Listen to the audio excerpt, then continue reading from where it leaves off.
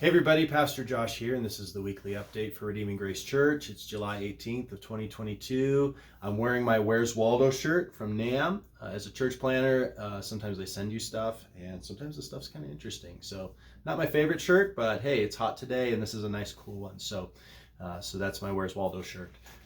We've just come off a pretty busy last month or so as a church, just a lot of events, from the mission trip to the block parties, neighborhood breakfast, church picnic. And then it was busy last week for me as I was off at the Chunkawashti Ranch on the reservation, and I just really loved serving there. In fact, I'm going to go ahead and try to organize with them for us to bring a team next year to help serve. So be watching for that next summer for us to go down there and spend some time serving on the reservation with their great team and the kids that they just bus in from across the reservation to do ministry with, kind of an extended VBS. So be watching for that. The next month is pretty quiet in terms of events.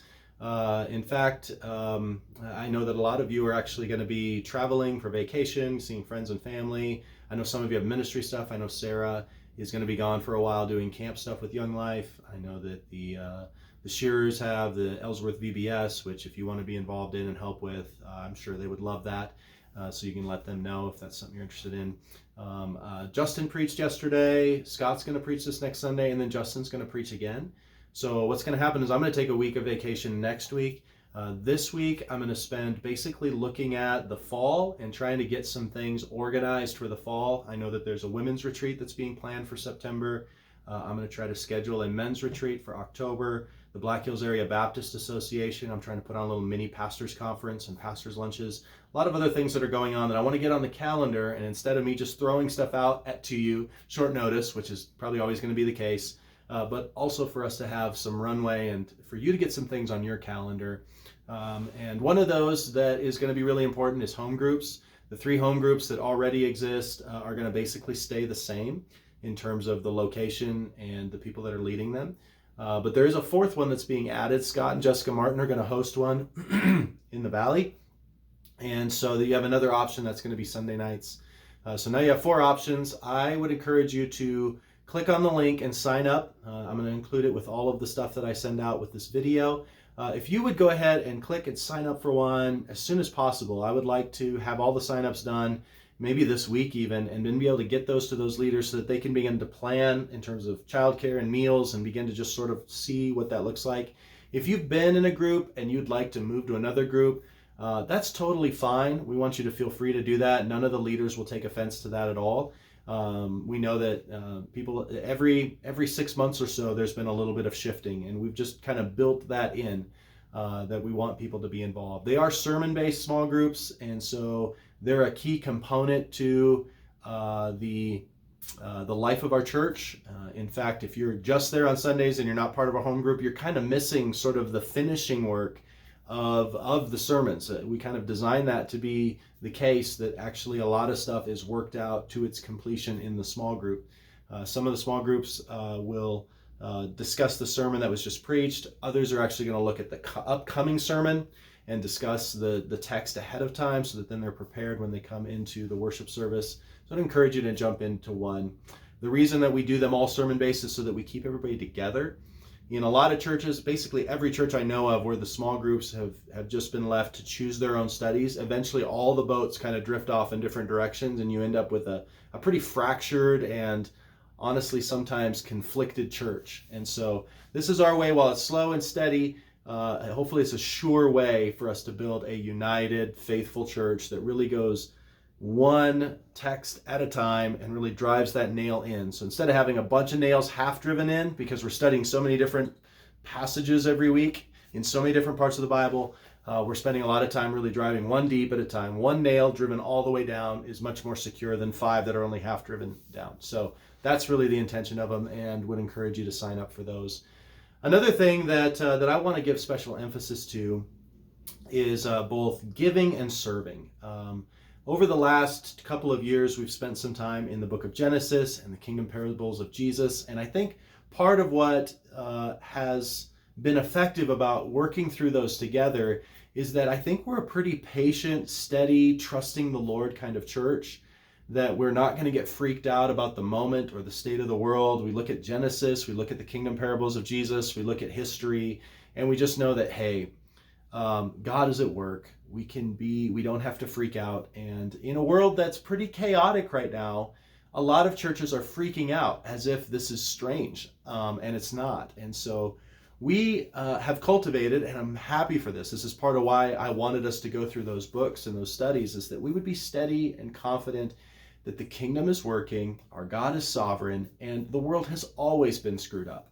And so my concern is that while that's settled, peaceful, contented, happy, I think my concern is that's turned into a little bit of lethargicness, a little bit of idleness, that settledness has become a little bit of like inaction.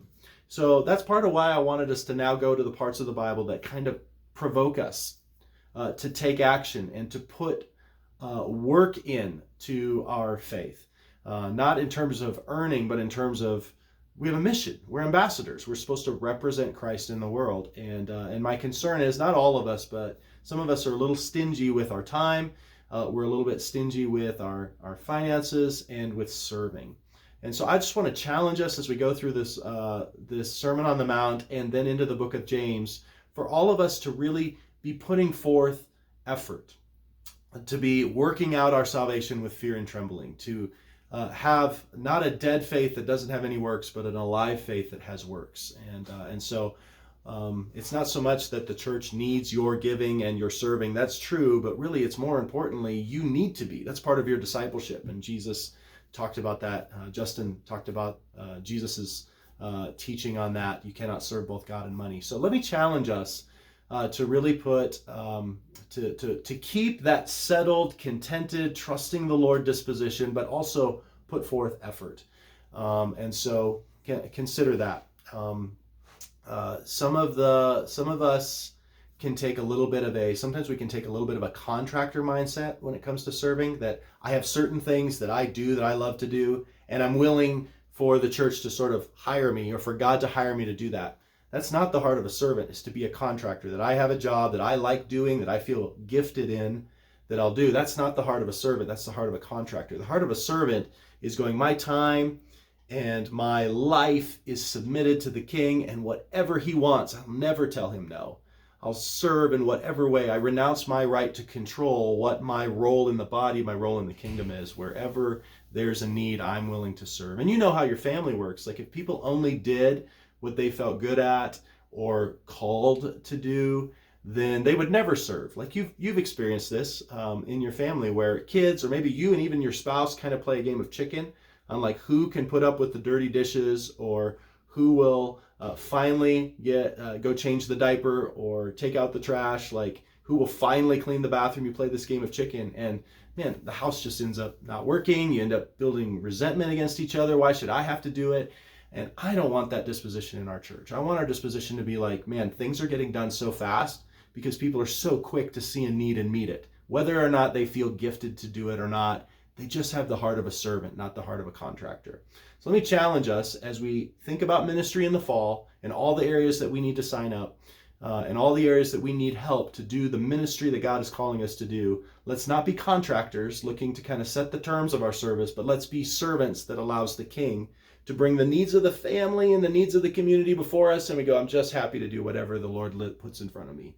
Like a physical body, both nourishment and physical exercise, exertion to the point of being tired and worn out and even sore, is part of being physically healthy. The same is true spiritually. I think we nourish the church pretty well. We have a good diet in our church.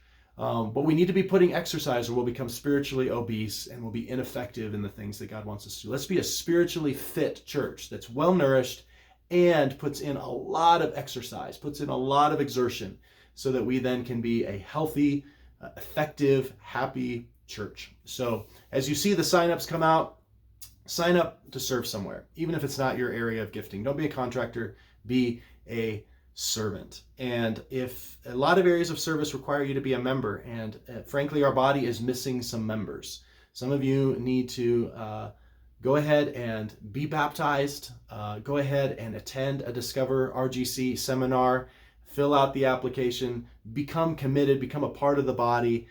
We can't put people in the game that don't wear the team jersey. We need to have some accountability. We need to have some responsibility. We need your gifting. And right now, as a body, we're missing body parts. And there's some of you that are called to be a part of the body, but you've not actually committed to being a part of the body, which is just destructive on both sides. Both the church and the individual Christian lose out when we don't connect to the body and serve as a body. And that's what our membership process is designed to be. So I love you. I hope all of this has come through in a spirit of love and a real desire for us to be spiritually fit, well-nourished, exercising our gifts, committed as part of a body, and really thriving both in our the depth of our fellowship and in our witness to the world and to one another. All right. Have a great week, and I'll catch you Sunday, if not before.